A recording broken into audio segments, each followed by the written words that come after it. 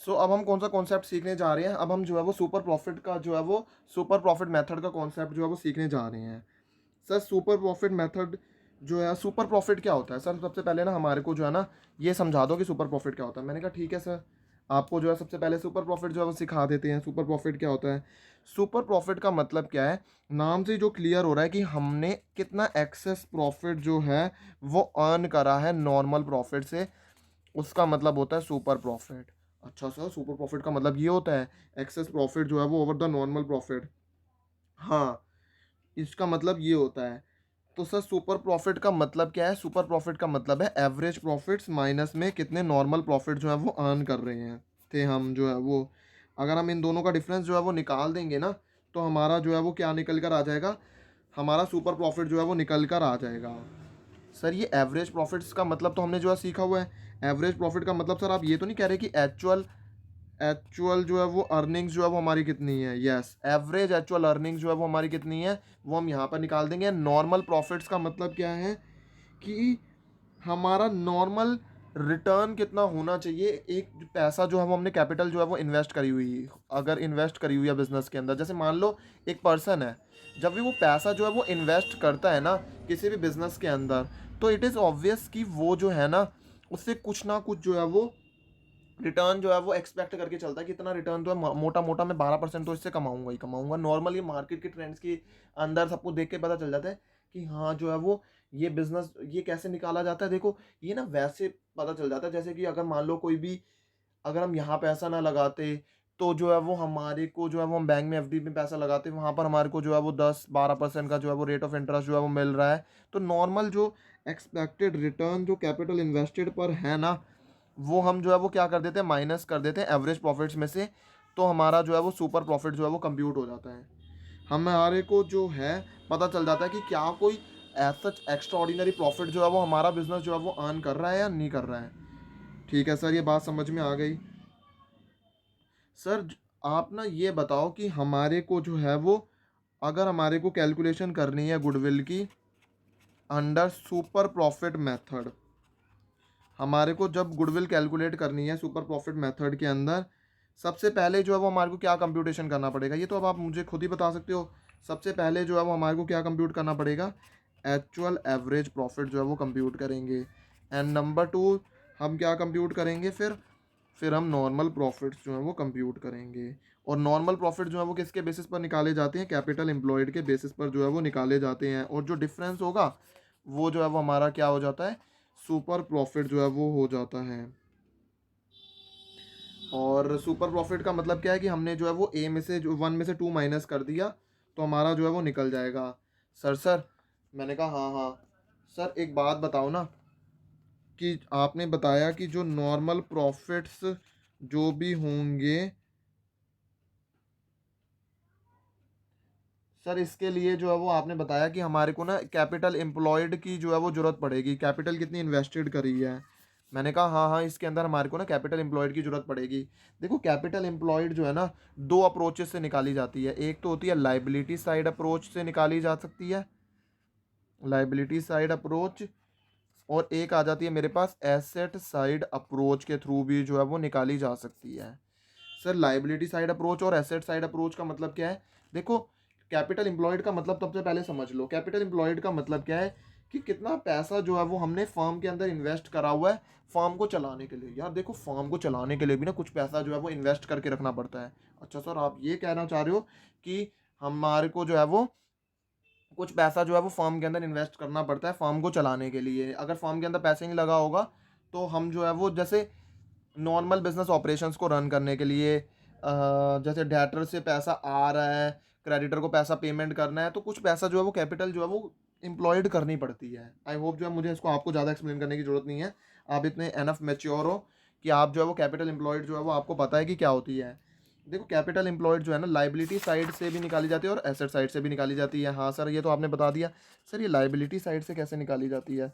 देखो liability side approach से कैसे निकाली जाती है, देखो क्या हो सकती है आपके हिसाब से लाइबिलिटी मतलब जो है वो कैपिटल एम्प्लॉयड। देखो एक तो हो गया कैपिटल का पैसा जो लगा हुआ है, एक हमारा जो रिजर्व्स का पैसा लगा हुआ है वो भी हमारी कैपिटल है।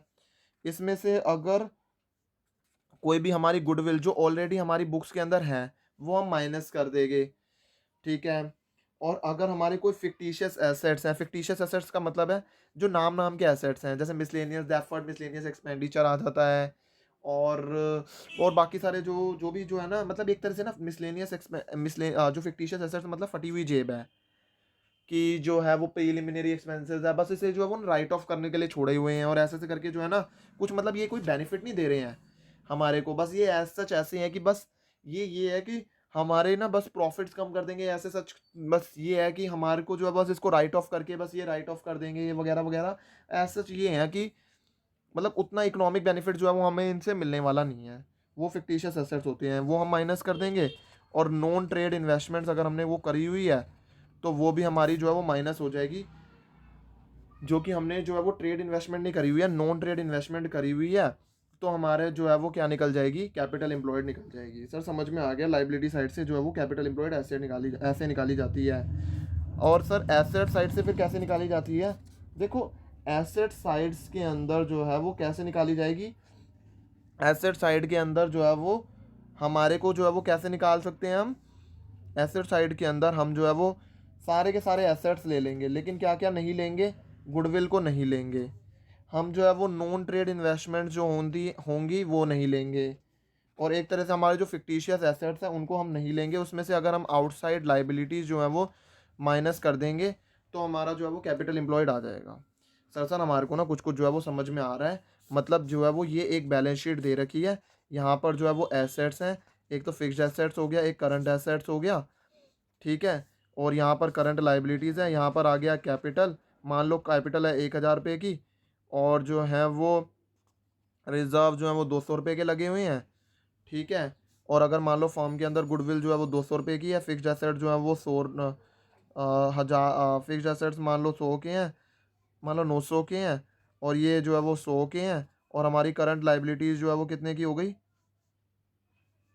9 10 11 12, मान के चलो ये जो है वो 200 की है, और हमारी करंट लाइबिलिटीज़ जो है वो 100 की है।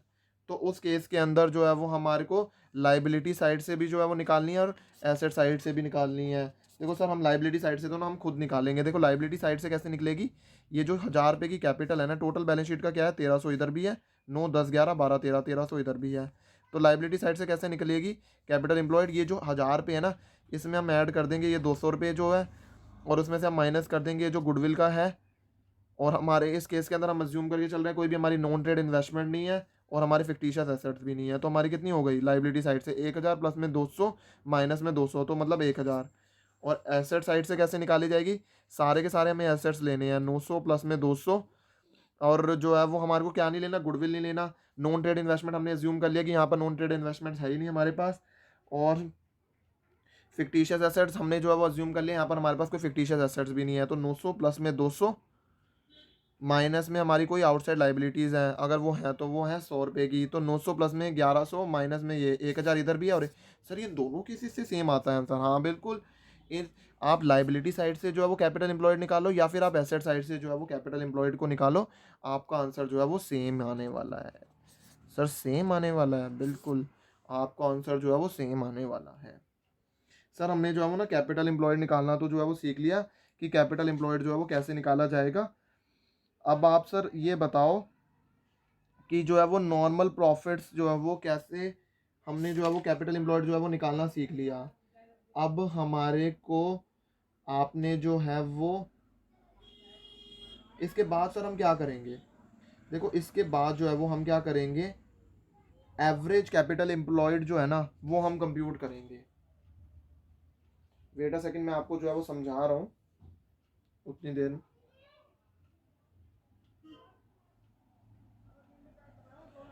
ये तो मैंने जो है वो आपको कैपिटल एम्प्लॉयड जो है वो निकालना जो है वो सिखा दिया कि कैपिटल एम्प्लॉयड जो है वो कैसे निकाला जाता है। ठीक है सर, हाँ आपने जो है वो कैपिटल एम्प्लॉयड जो है वो निकालना जो है वो हमें सिखा दिया। अब हम जो है वो क्या करेंगे, कैपिटल एम्प्लॉयड निकालने के बाद हम जो है वो कैपिटल एम्प्लॉयड को मल्टीप्लाई कर देंगे नॉर्मल रेट ऑफ रिटर्न से, और डिवाइड कर देंगे 100 से। तो हमारे पास जो है वो क्या आ जाएगा, हमारे पास जो है क्या आ जाएगा, नॉर्मल प्रॉफिट्स जो हैं वो आ जाएंगे। नॉर्मल प्रॉफिट्स कैसे आ जाएंगे, जो भी हमने कैपिटल एम्प्लॉयड करी है उसे हम नॉर्मल रेट ऑफ रिटर्न से मल्टीप्लाई करके 100 से डिवाइड कर देंगे तो हमारा जो है वो आ जाएगा। देखो कभी कभार क्या होता है, समटाइम्स ऐसा होता है कि हमारे पास जो कैपिटल एम्प्लॉयड है ना, वो हमारे को एवरेज कैपिटल एम्प्लॉयड लेनी पड़ती है। सर ये एवरेज कैपिटल एम्प्लॉयड लेनी पड़ती है, सर मतलब क्या है, देखो क्या होता है ना, हमारी जो कभी कभार ऐसा होता है कि हमारी जो कैपिटल एम्प्लॉयड है ना वो चेंज होती रहती है। समझ रहे हो मेरी बात को, time to time come capital employed जो है ना चेंज होती जा रही है, चेंज होती जा रही है। सर ये वाला ना हमारा ना कॉन्सेप्ट लिंक हो गया कि अगर ऐसा होगा ना तो हमारे को जो है वो क्या करना चाहिए, तो फिर तो बेटर है कि हम एवरेज कैपिटल एम्प्लॉयड निकाल लें जब चेंज हो ही जा रही है। हाँ बिल्कुल, हमारे को जो है वो हम क्या निकालेंगे, एवरेज कैपिटल एम्प्लॉयड जो है वो कंप्यूट कर लेंगे। वो एवरेज कैपिटल एम्प्लॉयड कैसे कंप्यूट करी जाती है, ओपनिंग जो भी कैपिटल एम्प्लॉयड होगी उसमें हम क्लोजिंग कैपिटल एम्प्लॉयड जो है वो ऐड कर देंगे और उसके बाद जो है वो हम उसे 2 से डिवाइड कर देंगे। और कैपिटल एम्प्लॉयड निकालना तो मैंने आपको सिखा ही दिया है कि कैपिटल एम्प्लॉयड जो है वो कैसे निकाली जाती है। मैंने आपको लाइबिलिटी साइड से भी निकालना सिखा दिया है और मैंने आपको जो है वो एसेट साइड से भी जो है वो कैपिटल एम्प्लॉयड जो है वो निकालना जो है वो सिखा दिया है। हाँ सर, आपने जो है वो ना मैंने लाइबिलिटी साइड से भी निकालना सिखा दिया है और एसेट साइड से भी निकालना सिखा दिया है। सर ये जो है वो step number 1 average capital employed निकालने के बाद हमारे को जो है वो क्या करना है, देखो इसके बाद जो है वो हमारे को जो है वो एडजस्टेड बिजनेस प्रॉफिट जो है वो कंप्यूट करनी है। एडजस्टेड बिजनेस प्रॉफिट जो है वो कंप्यूट करनी है। एडजस्टेड बिजनेस प्रॉफिट का मतलब क्या है, वही जो हमने एडजस्टेड प्रॉफिट जो है वो निकालना सीखा हुआ है कि जहाँ पर हमारे को क्या करना है कि हमारे को जो है वो नॉन रिकरिंग लॉसेस जो है वो सारे के सारे, और नॉन रिकरिंग जो है सारे के सारे नॉन रिकरिंग लॉसेस हैं वो सारे के सारे जो है वो हमें ऐड करने हैं। मतलब जो कि कभी जैसे लॉस हो गया, आग लग गई है या फिर कुछ हो गया, एज सच ऐसे लॉसेस हैं जो अभी हुए हैं, बार बार नहीं होते हैं, और वो हमारे प्रॉफिट को उसने जो है वो अभी क्या करा हुआ है, रिड्यूस करा हुआ है। समझ रहे हो, हाँ सर समझ रहे हैं, उसने हमारे प्रॉफिट्स को अभी रिड्यूस करा हुआ है। उसका इफेक्ट नलीफाई करने के लिए अगर कोई चीज़ जो है माइनस हुई हुई है और उसका इफेक्ट जो है वो ख़त्म करने के लिए हम क्या कर देंगे, उसके अंदर हम जो है वो चीज़ों को वापस ऐड बैक कर देंगे। तो हमने नॉन रिकरिंग लॉसेज ऐड कर देने हैं और हमारे जो रिकरिंग नेचर के हैं, जो रोज़मर्रा की जो एक्सपेंसेस हैं वो तो हम माइनस करेंगे। ऐसे ही हमारे जो इनकम्स हैं वो हमारी ऐड हुई हुई है नॉन रिकरिंग नेचर की। कभी कभार मिसलेनियस एक्सपेंडिचर, कुछ कैसी रेंट, कोई हमने जो है वो रद्दी बेच दी, हम रोज़ तो नहीं, हर हर साल तो नहीं रद्दी बेचते, अब कुछ बेच दी इस साल, ऐसा कुछ ऐसे इवेंट्स हो गए कि हमने बेच दी, हमारा कुछ मिसलेनियस स्क्रैप से कोई इनकम आ गई। मतलब नॉन रिकरिंग इनकम्स है वो ऑलरेडी हमारी इनकम में ऐड हुई हुई है, तो हमारे को उसको क्या करना पड़ेगा, माइनस कर देना पड़ेगा उसका इफेक्ट खत्म करने के लिए।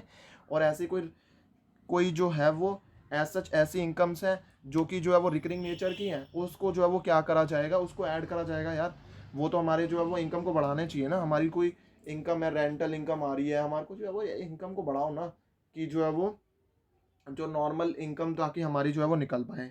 तो इससे एज सच ऐसा करने से हमारे पास जो है वो एडजस्टेड बिजनेस प्रॉफिट जो है वो कंप्यूट हो जाती हैं। फिर सर अगले स्टेप के अंदर हमारे को क्या करना है, इसके बाद हमारे को कैलकुलेट करना पड़ेगा क्या है हमारे normal profits on average capital employed पर हम जो है वो कंप्यूट कर लेंगे। मतलब नॉर्मल प्रॉफिट्स जो है वो निकालो जो हमने एवरेज कैपिटल लगाई हुई है ना थ्रू आउट द ईयर, उससे थ्रू जो है वो निकालेंगे। सर वो कैसे निकालेंगे, देखो इसके लिए जो है वो मैंने जैसे आपको एक्सप्लेन भी कर रहा था ना, समझाने की कोशिश कर रहा था, तो आपके दिमाग में ना एक जो है वो फार्मूला डेवलप हुआ होगा। वो फार्मूला जो है वो आप जो है वो नहीं बता पा रहे हो, मैं बताता हूँ आपको आपने फार्मूला क्या डेवलप करा होगा।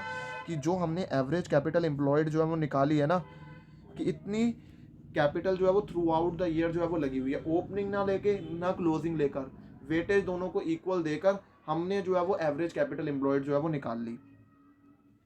और उसको जो है वो हम मल्टीप्लाई कर देते हैं नॉर्मल जो रेट ऑफ रिटर्न जो आ रहा है डिवाइड बाय 100। इससे सर हमारे पास क्या आ जाएगा, इससे हमारे पास जो है वो नॉर्मल प्रॉफिट आ जाएगा। सर ये नॉर्मल रेट ऑफ रिटर्न क्या भला है, देखो नॉर्मल रेट ऑफ रिटर्न का मतलब है इतना रेट ऑफ रिटर्न जो है वो फर्म जो है वो अदर फर्म्स जो है वो सिमिलर इंडस्ट्री के अंदर इतना प्रॉफिट जो है वो अर्न करती है।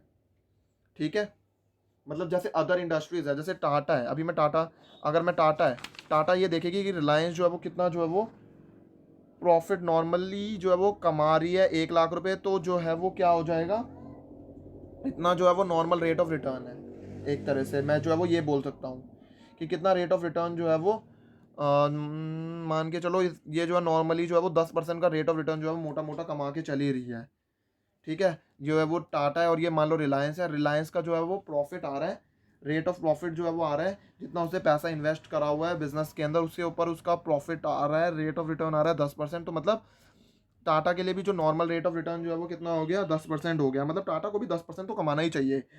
और अगर वो 10% से ज़्यादा कमा रही है तो बल्ले बल्ले बोनस है यार, ये तो बोनस है, सुपर प्रॉफिट्स हैं। और तो ये सुपर प्रॉफिट जो है वो कैलकुलेट कैसे करे जाएंगे, एक्चुअल एवरेज प्रॉफिट्स में से हम नॉर्मल प्रॉफिट्स को माइनस कर देंगे और हमारी जो है वो गुडविल जो है वो कंप्यूट हो जाएगी। ठीक है सर, ये हमने जो है वो कंप्यूट कर लिया। हमारा स्टेप नंबर 4 क्या रहने वाला है, कैलकुलेट कर देंगे हम सुपर प्रॉफिट्स को, जो कि आ जाते हैं हमारे पास average, actual average profits minus में हमारे जो नॉर्मल प्रॉफिट्स हैं उसको अगर हम जो है वो माइनस कर देंगे तो हमारे पास जो है वो सुपर प्रॉफिट जो है वो कैलकुलेट हो जाएंगे। बिल्कुल सही है। इसके बाद जो है वो हमारा अगला स्टेप क्या आ जाता है कि गुडविल जो है वो कैसे कंप्यूट करी जाती है। सुपर प्रॉफिट जो हमने निकाल लिए हैं यहाँ पर, उसको हम मल्टीप्लाई कर देंगे नंबर ऑफ ईयर्स परचेज से, हमारा मल्टीप्लाई हो जाएगा। तो हमारी जो है वो क्या कंप्यूट हो जाएगी, हमारा जो है वो गुडविल जो है वो कंप्यूट हो जाएगी। सर आप ना फटाफट ना एक एग्जांपल जो है वो दिखा दो और उसके बाद जो है वो हमारे को सुपर प्रॉफिट जो है वो खत्म हो जाएगा हमारा। देखो अगर एक फर्म है वो नेट प्रॉफिट अर्न करिए लास्ट 3 ईयर्स के अंदर 1 2 3 के अंदर 18,000, 20,000 एंड 22,000, और कैपिटल इन्वेस्टेड उसने फर्म के अंदर कितनी करी हुई है, 60,000 की। नॉर्मल रेट ऑफ रिटर्न जो है वो जो कैपिटल पर आ रहा है वो आ रहा है 10% का। तो हम जो है वो कैलकुलेट कैसे कर सकते हैं, कैलकुलेट करना है हमें वैल्यू ऑफ गुडविल को on the basis of 3 years. जो वर्ड जिस पर हमारे को ध्यान देना है वो है 3 years purchase average super profits का लास्ट 3 ईयर्स के बेसिस पर जो है वो हमें निकालना है। सबसे पहले हमें जो है वो क्या बोला हुआ है, सबसे पहले हम जो है वो ये लाइन पढ़ लेते हैं, एवरेज सुपर प्रॉफिट निकालो लास्ट 3 ईयर्स के। 3 ईयर्स दिए हुए हैं, उसका हमने एवरेज कर लिया 18,000 प्लस 20,000 प्लस 22,000। ठीक है, हमने जो है वो इसका एवरेज कर लिया, 3 साल है तो इसीलिए हमने इसे 3 से डिवाइड कर दिया, एवरेज प्रॉफिट्स निकल गए। फिर ये जो हमारा जो एवरेज प्रॉफिट्स आया, इसके बाद हमारा सेकंड स्टेप क्या रहता है, इसको हमारे को मल्टीप्लाई करना पड़ता है। किससे मल्टीप्लाई कर देंगे, देखो नॉर्मल प्रॉफिट निकालना है तो नॉर्मल प्रॉफिट कैसे निकाले जाते हैं, कैपिटल इन्वेस्टेड को जो है वो हम मल्टीप्लाई किससे कर देते हैं, नॉर्मल रेट ऑफ रिटर्न से, और डिवाइड कर देते हैं 100 से। नॉर्मल रेट जो हमारी कैपिटल एम्प्लॉयड कितनी है, क्वेश्चन ने दे ही रखी है 60,000 है, और नॉर्मल रेट ऑफ रिटर्न जो है वो कितनी आ जाती है कैपिटल पर, वो है 10% की। तो हमारा जो नॉर्मल प्रॉफिट आ गया वो कितना आ गया, 6,000 रुपये का। सुपर प्रॉफिट कितना आ जाएगा, एवरेज प्रॉफिट में से हम जो है वो नॉर्मल प्रॉफिट माइनस कर देंगे, और एवरेज प्रॉफिट हमने निकाले हैं कितने, 20,000 के, और नॉर्मल प्रॉफिट है 6,000 के। तो हमारा सुपर प्रॉफिट कितना आ गया, 14,000 का। और गुडविल कैसे आ जाएगी, सुपर प्रॉफिट्स को हम नंबर ऑफ ईयर्स परचेज से मल्टीप्लाई कर देते हैं।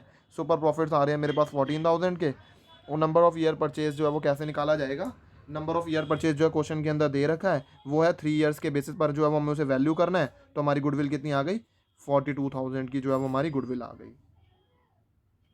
तो यहाँ पर हमारा कौन सा कॉन्सेप्ट खत्म हो गया, सुपर प्रॉफिट मेथड का कॉन्सेप्ट हमारा खत्म हो गया।